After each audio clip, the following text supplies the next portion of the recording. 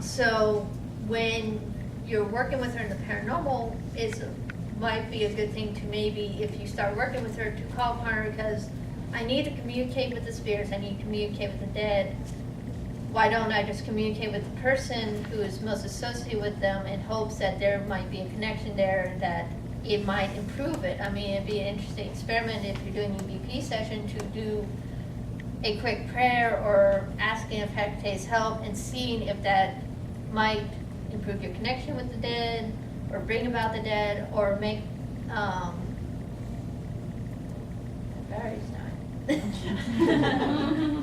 or even get better EVPs through that. I mean, most people in paranormal,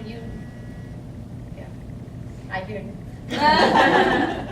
Most people in paranormal, we hear more of the Catholic and the Christian aspect, but you don't hear a lot of the alternative religions such as paganism or Hinduism, Buddhism, or anything like that. And they have connections with the dead. They have ceremonies dealing with the dead. Oftentimes it's mostly just putting the dead back where they belong, because we don't want to deal with the dead. But please go back. We'll burn more candles for you. So with Hecate herself, it might be interesting experiment, because most people will say a prayer to Saint Michael or call on archangels or do a prayer to Christ, but why not bring a pagan in just to do a prayer to Hecate, see does that have the same effect or no effect or what? So I would think it'd be one of those interesting things to see if there would be a closer connection if you call upon deity that actually deals with the dead itself. Have you done that? In investigations or tried to? During the investigation and stuff, I have not, just because one of the things I would say, if you want to do this, talk to the client, unless they are pagans themselves, or even if they are, I would say talk to them, inform them that no, we're not bringing in some sort of deity that will cause you trouble and suddenly a bolt of lightning will hit you. But most of the time, most of the clients that we work with are Christian of some base, either Catholic, Baptist. We actually worked with one Jewish family, which was interesting. It's actually harder to get a hold of a rabbi than it is a priest, apparently. They don't like talking to us. We tried to get a hold, apparently the only rabbi in that entire town didn't want to work with us. Depends on where you are in the country. Depends on where you are in the country. Yeah, well, we were down south. Because it's like anything, the more people there are, the more likely you are to get someone who's more open-minded. Yeah. Florida. Not Not down south, I know. Not down south. Not absolutely not down south. Well, the crazy thing was the husband knew the rabbi too. He was friends with him, so I'm like, can't you talk to him or something? But apparently, the husband or the wife had tried to talk to the rabbi at one point, going, "Hey, there's something going on in my house." And similar to priest at times, they're like, "Well, say more prayers and you'll be fine." Like, no, I need you to come in and bless my house. And apparently, the rabbi didn't want anything to do with us. We're like, well, that kind of blows.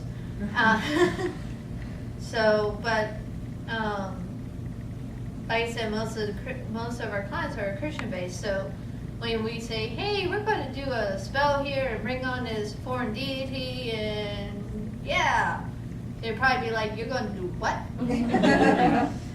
Never mind. Where's that St. Michael prayer?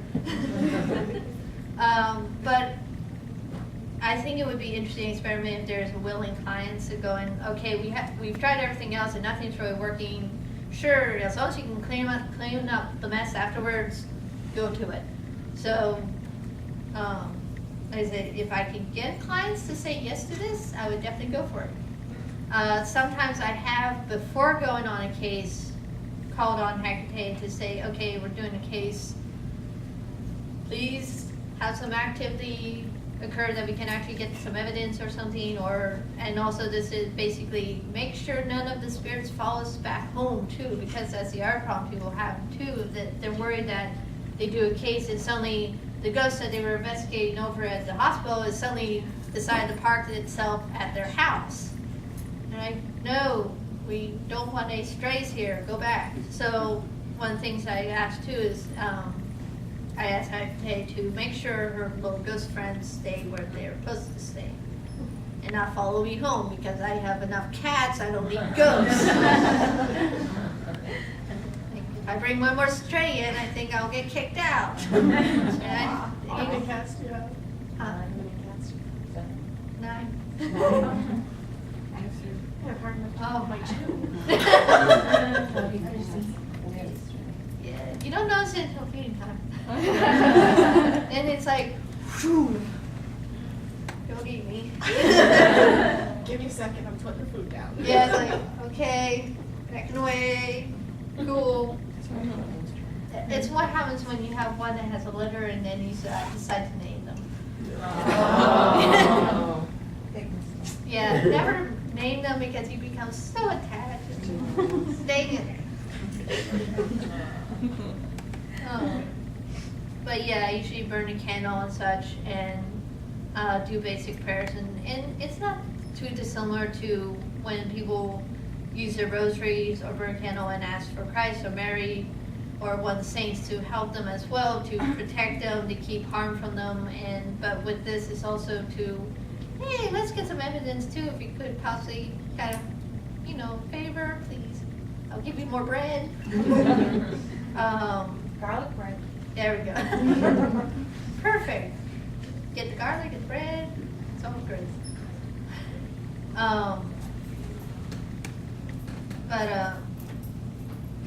But I haven't yet done it in a household. I mean, it's pulling teeth for me when Ryan asked me to do any spell of any kind in a household. He's like, "Come on, get you to a ritual or something." And I'm like, no. Why not?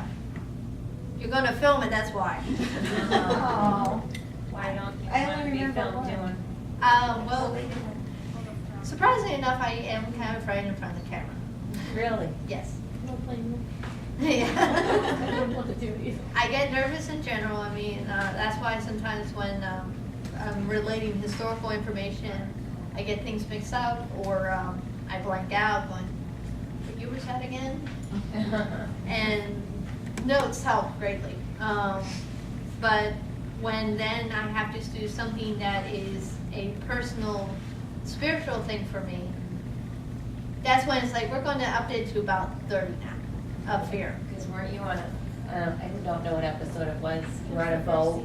and you- Yeah. Yeah, I was going, Yeah. because you were there, you're doing it, but, Yeah. you're far away from the camera. You were far away. I was far away Right. from camera. Took about an hour of him talking to me to talk me into it. Took about an hour, 20 minutes of talking to my dad going, do I really have to do this? He's like, no, you don't have to, but you should.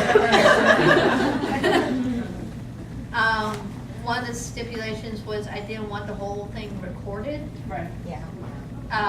It's not that you can't get access to it. If you actually do a YouTube search for the lesser banishing ritual of the pentagram, which is what I did, you can find it. There are plenty of people who actually film it. It's not a hidden secret thing. I mean, you can find it in books, you can find it on YouTube, you can find it audio-wise, not a problem. This was more because it was me personally doing this ritual that I didn't want the whole thing recorded. And plus, I don't really like my voice to begin with, so I didn't want to hear the whole recording. I mean, actually, when the episode's replayed, I just kind of go, I'm going to be over here, la la la, because I can hear the improper enunciations, because how I was then to how I am now, I've improved on enunciating the root words because the words are Hebrew, and enunciating the archangels, and doing it all in general. I can now hear the mistakes I was making, so I'm like, twitch. Ah, got it. Okay, really mispronounced that one. Okay. So, it's a strain.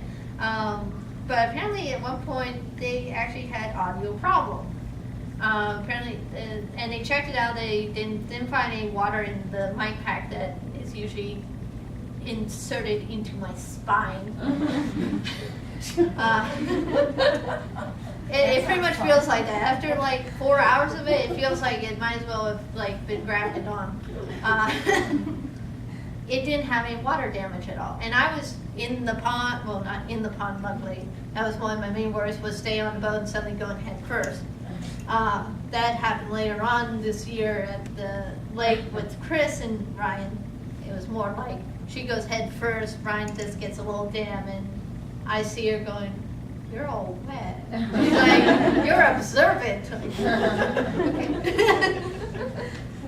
Okay.